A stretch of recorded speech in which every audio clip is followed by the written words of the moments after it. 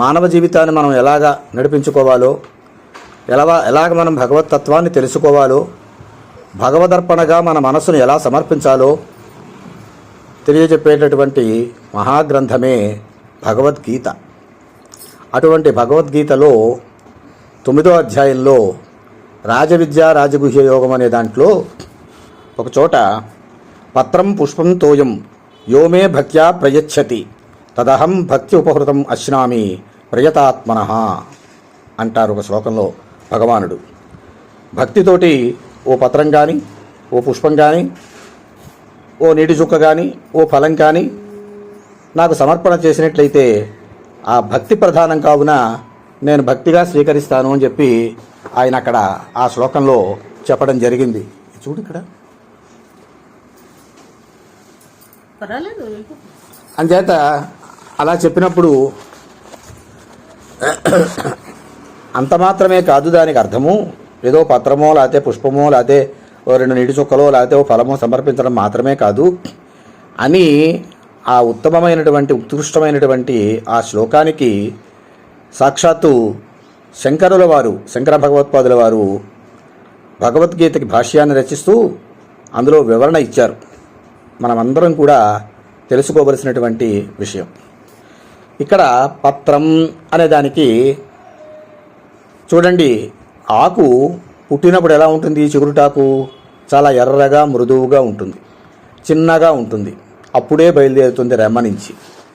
అలా నెమ్మదిగా కొంచెం పెద్దదవుతుంది. క్రమేపీ ఆ మృదుత్వము, ఎరుపుతనము పోయి ఆకుపచ్చ రంగు పత్రహరితాన్ని సంతరించుకుంటుంది. ఆ తర్వాత కొద్దిగా పెద్దదవుతుంది. ఆ తర్వాత నిటారుగా ఉండేటటువంటి ఆకు మెల్లమెల్లగా వంకరలు తిరుగుతుంది. అలా పెద్దదవుతుంది, ముదురుతుంది. కొంతకాలానికి ఆ ముదిరినటువంటి ఆకు పండి మళ్ళా రంగు మారి ఎండిపోయి రాలిపోతుంది. ఇది ఆకు యొక్క జీవితం. ఇట్లాంటిదే మానవుడి జీవితం కూడా.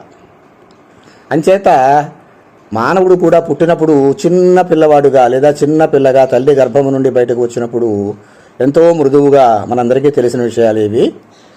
చాలా చిన్నగా, చిన్న పెదవులు, చిన్న కళ్ళు, చిన్న బుగ్గలు, చిన్న చేతివేళ్ళు, చూస్తే చాలా ముద్దులు ఒలుకుతూ ఉంటాడు ఆ పసిబాలుడు ఆ శైశవ దశలో.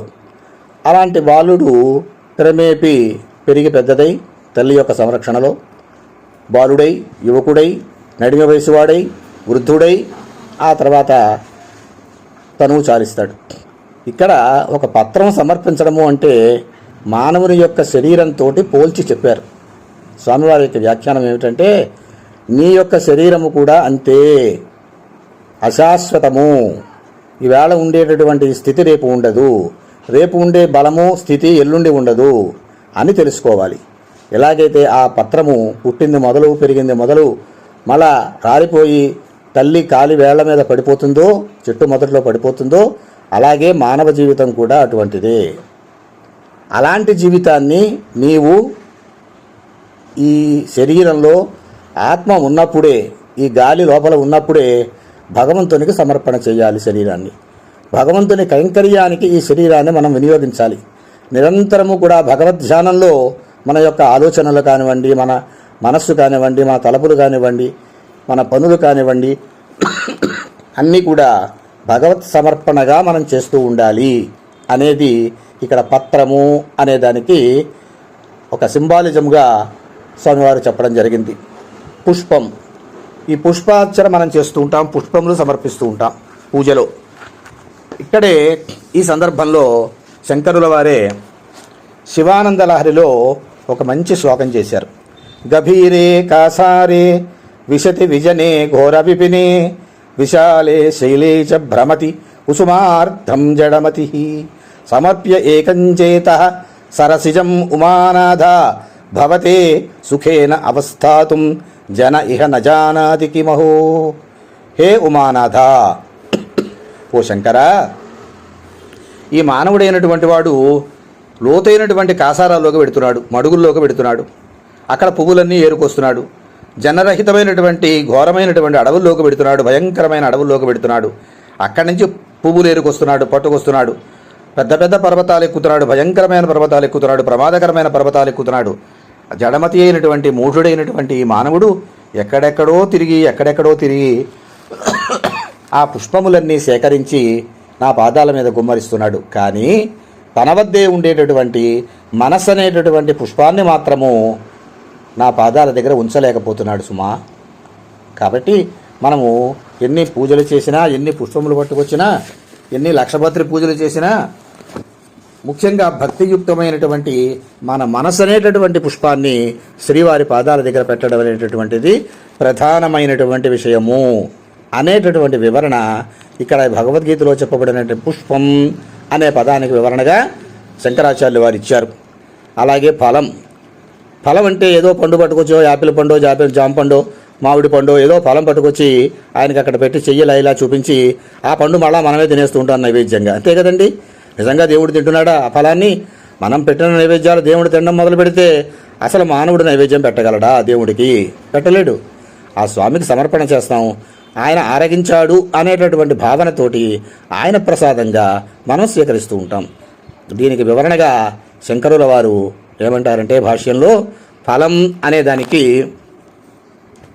ఇక్కడ భగవద్గీతలోనే స్వామివారు కూడా ఏం చెప్పారంటే కృష్ణ పరమాత్మ 9వ అధ్యాయంలో యత్ కరోషి యదాశ్నాసి యజ్జుహోషి దదాసి యత్ యత్ తపస్యసి కౌంతేయ తత్ కురుష్వ మదర్పణం. ఓ కౌంతేయ, ఓ అర్జున, నీవే పని చేస్తావో, ఏ తలంపు చేస్తావో, ఏది కోరుకుంటావో, ఏది హోమం చేస్తావో, ఏది నైవేద్యం పెడతావో అవన్నీ కూడా ఆ చేసినటువంటి కర్మ అంతా కూడా, ఆ పని అంతా కూడా, ఆ పూజా ఫలం అంతా కూడా ఆ ఫలాన్ని నాకు సమర్పించు, నేను దాన్ని స్వీకరిస్తున్నాను అని మనకి భగవద్గీతలో కూడా స్వామివారు 9వ అధ్యాయంలో చెప్పారు.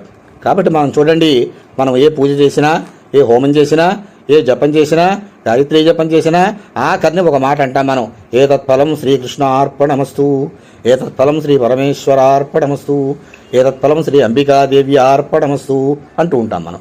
కాబట్టి ఆ చేసినటువంటి కర్మ తాలూకు సత్ఫలితము మనం అట్టు పెట్టుకోకూడదు. లోక కళ్యాణార్థమై ఆ పరమేశ్వరుడికి అర్పణ చెయ్యాలి. అదే చెబుతున్నారు అక్కడ స్వామివారు, శంకరుల వారు.